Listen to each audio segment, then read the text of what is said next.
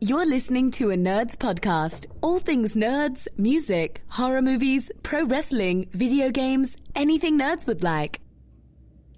Once again, with another episode of Nerds Podcast. Today, I'm really happy to have someone with me, Rico Hendricks. Is that how you pronounce your name? Yes, it is. How you doing today? Pretty good. Thank you. This podcast is basically called a Nerds Podcast, and it's all nerds, everything nerd quality. You know, you don't got to be a nerd to do it, but, you know, it's what nerds may vacate to. But thank you again for doing this. I really appreciate it. Hey, it's not a problem. The Hendrix always likes to look out for everybody. Cool. Thank you. Now, were you a wrestling fan as a kid? Yes, I was. I've been a wrestling fan ever since I was about 6 years old, and I didn't really take it seriously, as in I want to get into it until I was about 12. Mm-hmm. And I've had about 6 different characters I've come up with in my head between 12 years old and 21. So, I mean, this has really been something that's been a lifelong dream for me. Mm-hmm. And the fact that I'm living it out, it feels good every single day I get to do it. That's all right. It's pretty cool. Hey, when you were a kid, who was the people that you liked to see on television? Who I like to see on television? Yeah. Mainly, okay. The way I started watching is with my little brother. I was about 6, he's about 4. Mm-hmm. And he was a bigger fan than I was, and then I got into it, much bigger fan than he is. So when we were growing up, he was into the guys like Jeff Hardy and RVD and stuff like that. And I was like this hardcore Undertaker fan. And that was really it, just the mystique, the presence of his character.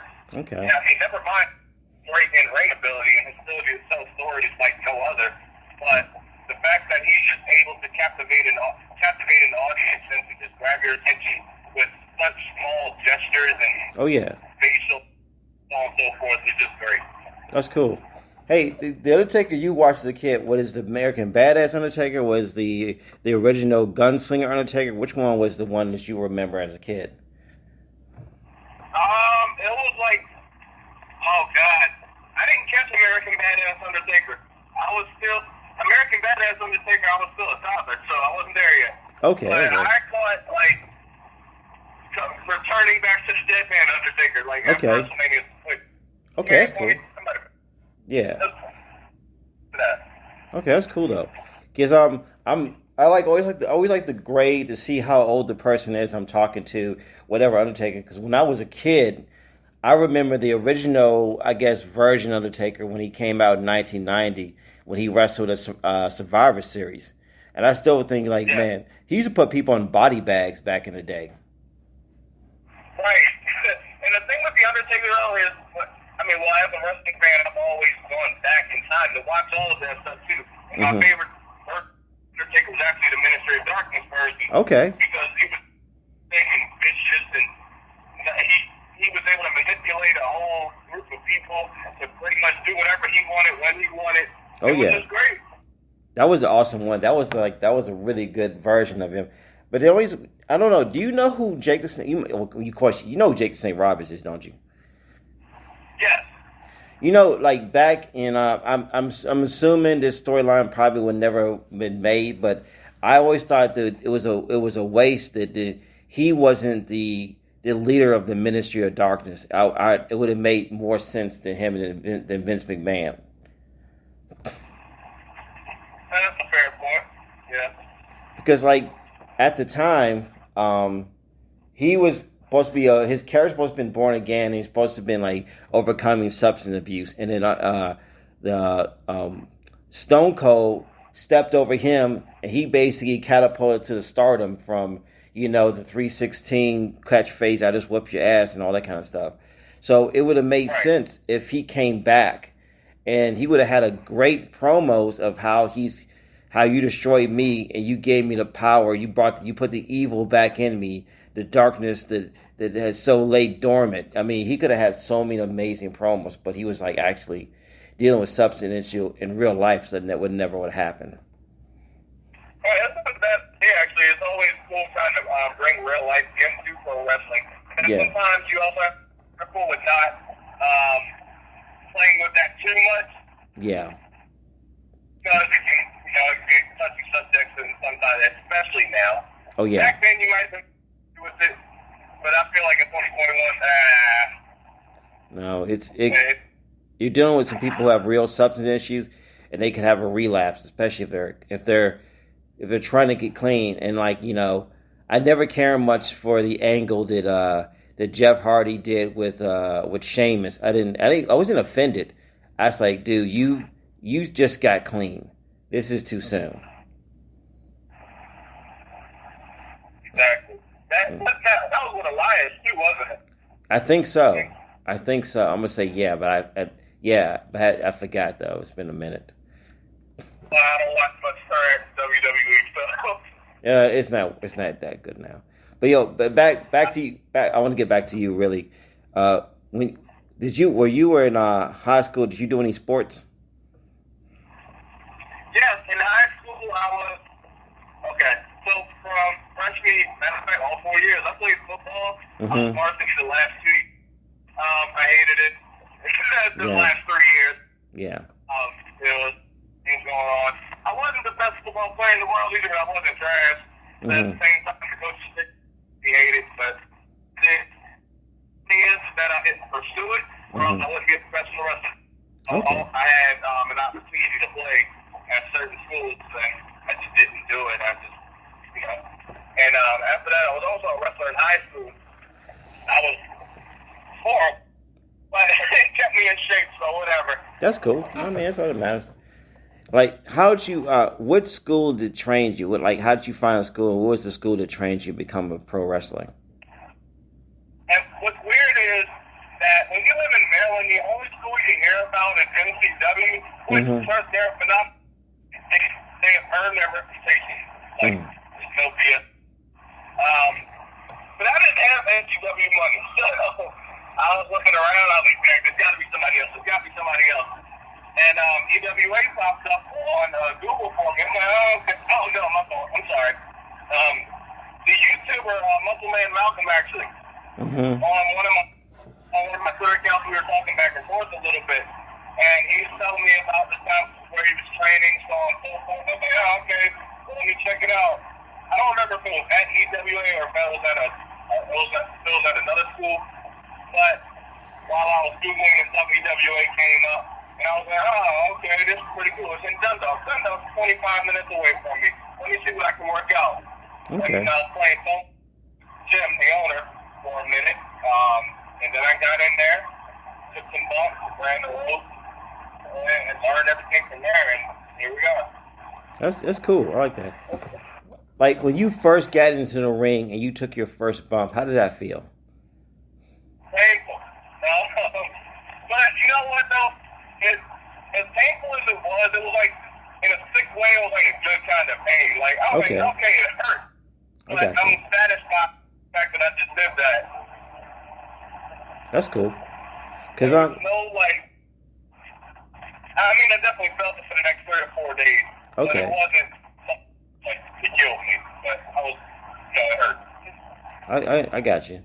Because I tried it one time, a long time ago when I was in my early 20s, and it was a school not too far from where I lived. And I got in the ring, and they told me to submit my first bump, but that's the first time I heard it. When I hit that mat, I knew I was not built for that. That hurt way too much. How about that? If you don't breathe out, did you breathe out? No, it didn't.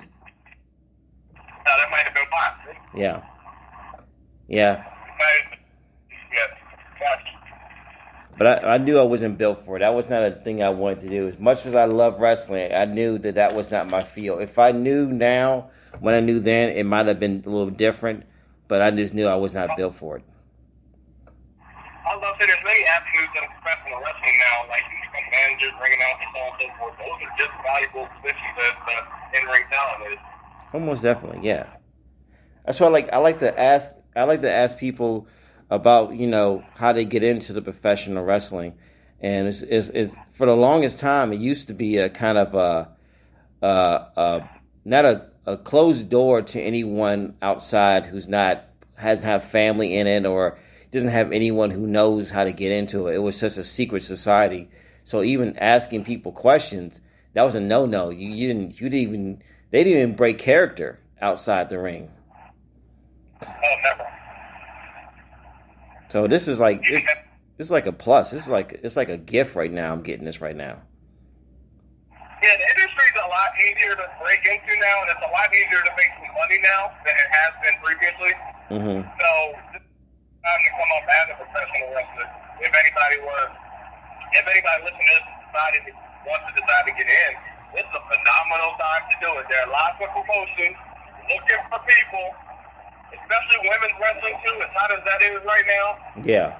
It is a commodity. So definitely, press your luck. Get into it, find a school near you, and go for it. It's pretty cool. I like that. What is the name of the promotion that you wrestle under? Because I like to ask. A lot of times I don't know. I think I know, but I don't. Yeah, my home promotion is EWA. That's in started Dundalk, where we run shows out of Parkville. Mm-hmm. It's all in Baltimore County, so it's up there. Okay, that's cool. I like that. Now, outside of your promotion you're in, is there any other ones you watch? You don't, I mean, not WWE, but any other promotions you like to watch outside of your own promotions? Of course, I watch a lot of wrestling anyway. As far as like mainstream promotions, I think ROH is probably one of my favorites, simply because I don't know. I couldn't even give you an answer to that. I just like it. I'm able to just grasp onto those characters pretty easily. Especially guys like, when I first started, I was a fan of, it was Chapin and Bennett when they were together. Mm-hmm. And, I was a fan of him when he went off the Impact and did his thing, and I loved his work there. And then Chapin, I was a huge fan of him, still am. And both of those guys, they helped me a lot, like, within the ring, like, how I want to present myself and how I'd like to just be seen as a character. So they're huge inspirations for me for that. As far as Ring of Honor goes, I really like them because they just have, how do I put this? I don't want to say they have the best wrestling because then it feels like I'm burying every other promotion. Mm-hmm. But at the same, it's just a feel of it, like how Jonathan Gresham's doing with the Pure Championship right now. I love that entire thing. It just feels more like a sport aspect to it. I got like how you. AEW, but there are a lot. They also have a lot of bells and whistles involved too, Yeah. which isn't a bad thing. No. Do it and then back in. But with Ring of Honor, I feel like there's more of a nitty-gritty feel to it, and the stories feel more authentic. Okay. I think the hardcore fans will probably appreciate, Ring of Honor over because it seems like the bare bones of wrestling. It seems like the I don't want to say it sounds goofy. I don't know how to say it, but like the more authentic style because you feel like even when you're watching on TV, you feel like you're there. I think it's why a lot of hardcore fans like Ring of Honor. Right. And the thing is with Ring of Honor is when I went, I've been to one Ring of Honor show. That's the insane part. I went to Best in the World 2017. My dad took me and my two brothers. That was the best night of wrestling I've ever had in my life. That was amazing. I think the main event was it. It was like Cody, Marty Scurll, and Don Castle. Was that Don Castle? Yeah, Don Castle. Okay. And the card was amazing. So that's cool. That's but right. And the moment that show was over, I looked at my dad. I was like, I gotta wrestle for these guys one day. So hopefully that happens. Hope so too. That's pretty cool. What form style is your style? Is it like high flying? Is it like mat? What would you categorize your style of wrestling if you could have a category for it? You know what? I don't think I have one set style because I do a little bit of everything. Okay. I'm just versatile like that. I can't. With the extent, like as far as like technical ability goes, it's probably my weakest. I know that much. I can do it. Mm-hmm. But I feel. Oh God, what do I do? I feel like if I were to say my strongest, I'd say I'm a striker there. Mm-hmm. I kick and knees and forearms and elbows and all of that. Okay. It's a lot of fun. But I'm mainly just an athlete the way I could. And the reason I say that is because, like, in football, when you play, like, multiple positions, you just say athlete, so I'm kind of just doing that here, drawing the comparison. Okay. Whatever I need to do. Hey, have you ever tried to do any, like, judo or jiu-jitsu or any kind of grappling style? You ever try to train that style and incorporate if you had any background in it? I have not. That's the insane part. I'd really like to, though. I mean, I would definitely be open to it. I've always wanted to do kickboxing more than all of those. So, when I draw into it now, it's a lot of character-based wrestling, though. I can still, trust me, I can still go. I can still hit you and slam you. Oh, yeah. But the point of it is to be really flashy because that's who I am. Okay. I want it to be as flamboyant and extravagant as I can make it. Okay, that's cool. Now, what do you prefer? Because I don't know if you're a heel or a babyface. I'm just going to ask you, what would you prefer to be, a heel or a babyface? What do you think is more effective to you as a person? I am better as a heel. I can say that now. I feel like because the heel, Rico Hendricks is a heel. It's pretty much who I am if I could say everything I'm thinking. Yeah. And he said that pretty much so the most toxic man in wrestling is one of my nicknames, and I feel like that's I came up with that because I've been through a lot, like female-wise, so it was like, all right, now I gotta channel that energy and how I felt there and just take it, turn it up to 100, and then project it back on the audience for my opponent. That's why I believe it's so effective like that. It's drawing from a real place, and that's not the only place I draw from. I draw from a lot of things that have made me upset, or angry, or times where I wanted to say something to somebody in a conversation I was never able to get it out. Those moments I draw from that and keep going, and then they're like, wow, this dude's an asshole. Awesome. And it worked. As a face, I feel like Rico Hendricks is basically, I think that's more of who I am as a person anyway. Mm-hmm. Standing up party, likes to tell jokes, wants to really have fun, still confident in his ability, but it's toned down a little bit. It's not really as in your face as a heel Rico Hendricks would be. Okay, that's cool. Hey, as storylines wise, as a kid, I'm not saying that as a little kid, I'm just saying growing up watching wrestling, can you remember any storyline that actually resonated for you? And you don't gotta say a little kid, you can say when it started like clicking. Was any storyline that that stood out that you remembered? Like, this is a cool storyline. When I was growing up, the rivalry of like the decade was Randy Orton and John Cena. Mm-hmm. So it was a huge one for me. It wasn't the rivalry. I think the rivalry was more like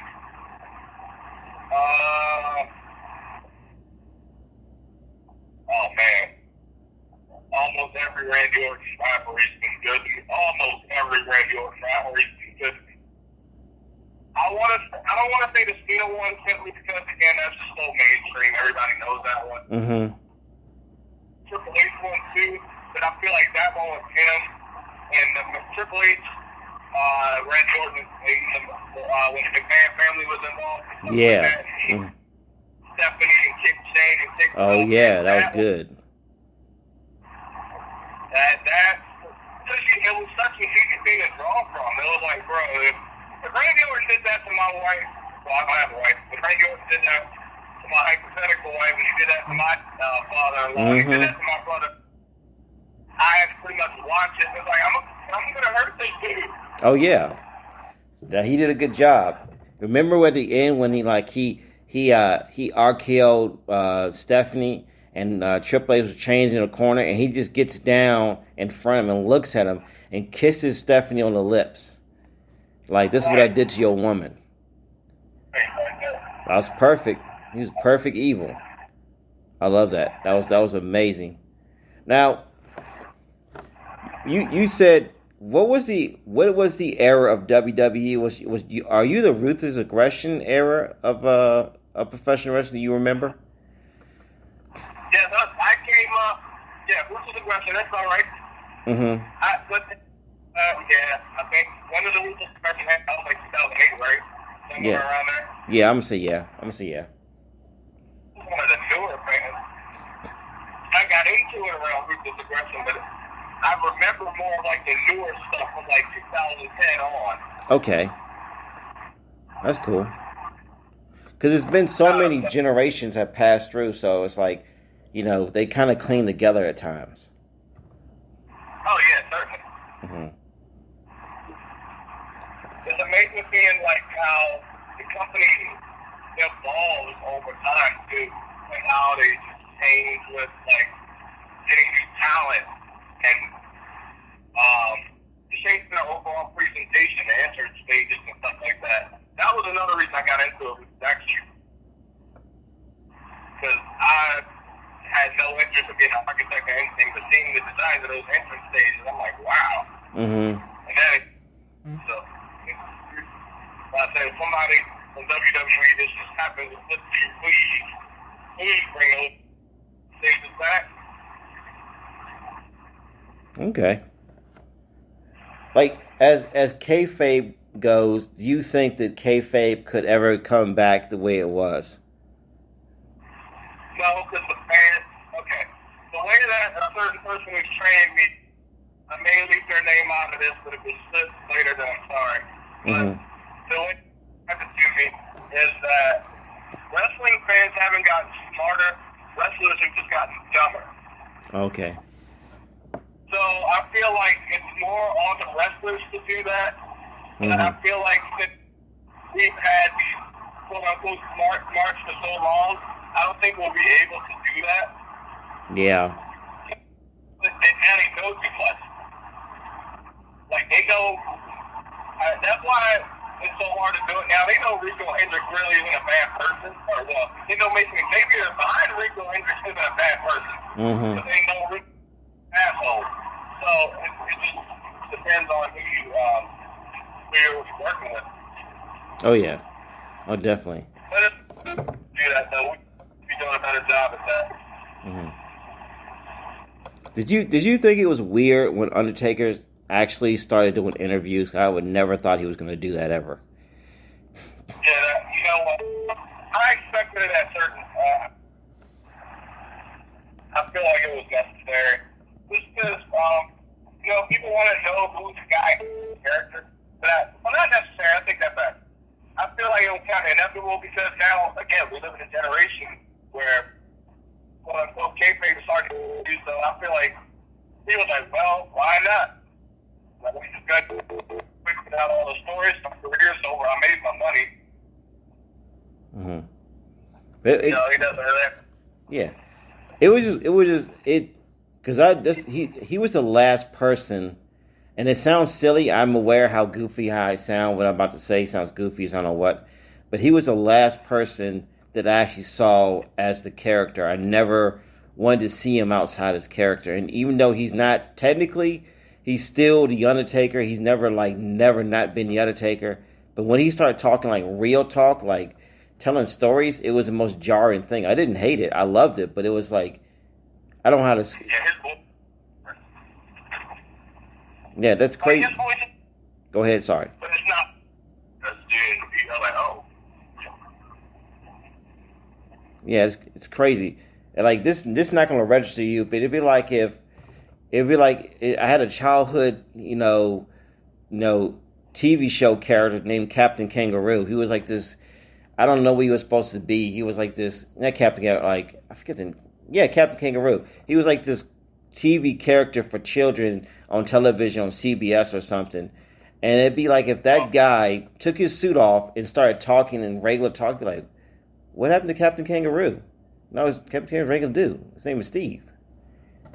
Right.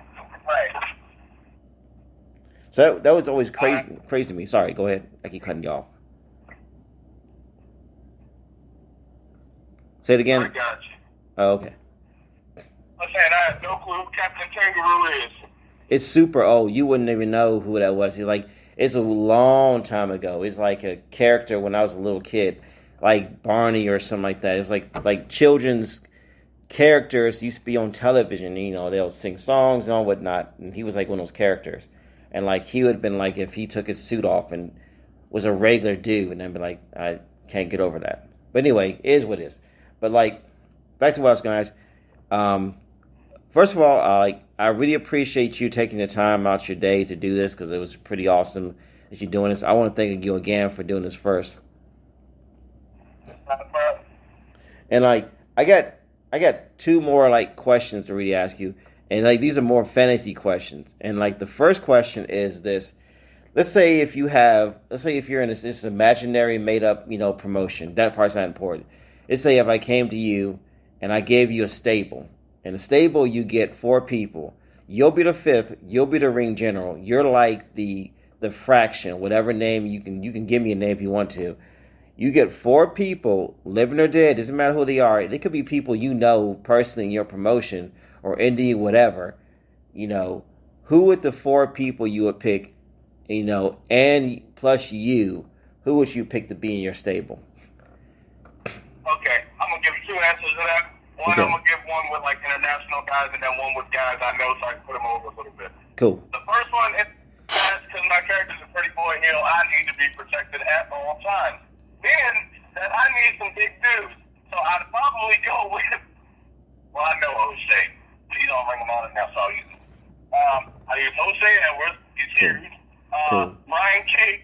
I'd use some big dudes, really. Those 2 I'd have, like, Taya Valkyrie, because I need a woman in there. She's tall and got a dominating presence. Mm-hmm. And then I probably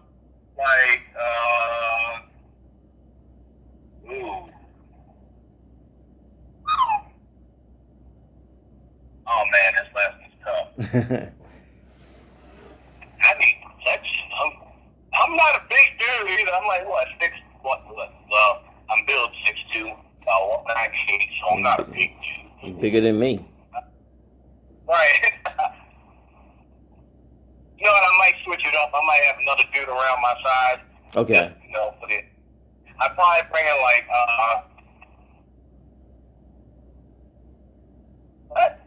no, I'd take that back. I might use somebody angry and aggressive. So I might have to use like Bobby Lashley or something. Okay, that's cool. So I just need that. Brian Cage stopped getting there at all, but I'm sure we'll make it work. Oh yeah. Oh, definitely. But now what I would do with that is these are guys I know, and some of these guys are actually a team already. But I feel like it would be pretty cool to run with them. Hopefully, if they hear this. Mm-hmm. Number 1, Nathan Walls and Tony Macko, also known as Black Magic. They've been running up and down the East Coast, absolutely tearing it up everywhere they go. They've been down to FPW down in Florida, where that's what they're called, and they're run by Liza Burke. Okay, so, I know that name. Yeah, that's pretty. Mm-hmm. Same thing with TJ. Shout out TJ. So cool. It'll be those 3, and then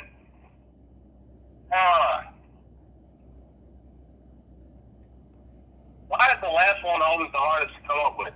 But I feel like the reason that would work is because TJ is established in my home promotion. Okay. Black Magic is on the East Coast. I feel like, it'd be more of like me being taken under their wing, but I also have guys behind me that are able to do what I need them to do. Cool. So we're able to handle business wherever we go. And, I'd probably use I got it. K.A. Robinson. Okay. I don't know if he's an up-and-comer as well. He's a guy, he's a high flyer, really good at what he does, and he's definitely a part of the future of this industry. He's a little bit older than me, but he's definitely got it going on there, too. That's cool. He's going to try to start working deals soon, so we need to see that, but really good at what he does. All right, I like that. That's cool. I like that. That's pretty cool. Now, the last question is, this is going to be, a solo match. And this is like whoever, it doesn't matter. And this is a big, main event, whatever, imaginary, WrestleMania, whatever you want to call it. I'm going to come to you, and I'm going to give you the choice to choose whoever you want to wrestle with, Who would you pick in your big main event? Who would you pick like to wrestle? My answer has changed for this question over time, but I've got to go with the AEW Heavyweight Champion Kenny Omega. There's no way around it. He's the best wrestler in the world, best wrestler I've ever seen in my life. I like that. No way around that. It's the first time I heard someone say Kenny Omega. I mean, it's an obvious answer, but still, first time I've ever heard someone say it yet. And I like that. It's pretty cool. I like that. Yeah. That's pretty. Kenny Omega, especially like his versatility is what gets me, because like he's able to work death matches with John Moxley. Yeah. But he can go and out Kaz Okada too. Oh so yeah. It's like he can do it all. He's great, and he's got an awesome presentation. I wish there was some way he can get his old theme song back from New Japan. Yeah. Okay. Cool. But yeah, he's awesome. Cool. You get any shout outs or anything you want to, like, up and coming things that's happening, like to just, if you can, anything cool? Sure. I have 2 back-to-back. Well, I'm just going to go with the next 2 matches, really, or the next 2 weekends. March 27th, I'll be in, East Stroudsburg, Pennsylvania, and I'll be making my Road to Road debut. It's an event. Let me actually pull up the flyer so I'm accurate with all of this. Mm-hmm. It's an event where we're fighting for autism awareness, so that's really cool. good. Yeah. Come out. I believe it's sold out. If there's any tickets left, there's not a lot. So it's between now and whenever, if you want to get them, then get them. Oh, cool. But yeah, East Stroudsburg, Pennsylvania. I'm not certain of my match yet. That's still TBD. But I most certainly will be there representing 1CW. Shout out Sean Carlson and Sean Hardy. Y'all the best. And then the week after that, I will be in, what's the city? Winfield, West Virginia, with Premier League Wrestling. I'll be wrestling the thoroughbred Cole Carter. That should be a lot of fun. Cool. Fun fact about him, that he's actually been hand-selected to be on AEW Dark soon. Oh, that's cool. For that, he's going to kill it. I'm almost certain of it. I've watched him. I've researched him. These past few weeks have been the first time, we've actually talked, and I just get a really cool vibe from him. He's a great guy. He's great talent. We're just going to have some fun. We're going to tear it up. That's all right. I like that. That's cool. And hopefully, I'd like to talk to you again down the line, like whenever you're available, just to see how everything's going, and just to check in. And if anything, just talk about wrestling. Don't even gotta tell me anything in particular. Just talk about wrestling. It'd be cool alone. Sure, that's fine by me. Cool. I love to come back. I appreciate it. I appreciate you reaching out to me. Oh, no problem. I really love it. Awesome. That's all right. That's cool. Well, I hope you have a good day. The rest of your day is pretty cool. I hope you just go and chill, whatever you're doing. Just hope you have a good day. All right. You do the same? All right, man. Thank you. See ya. All right, no problem.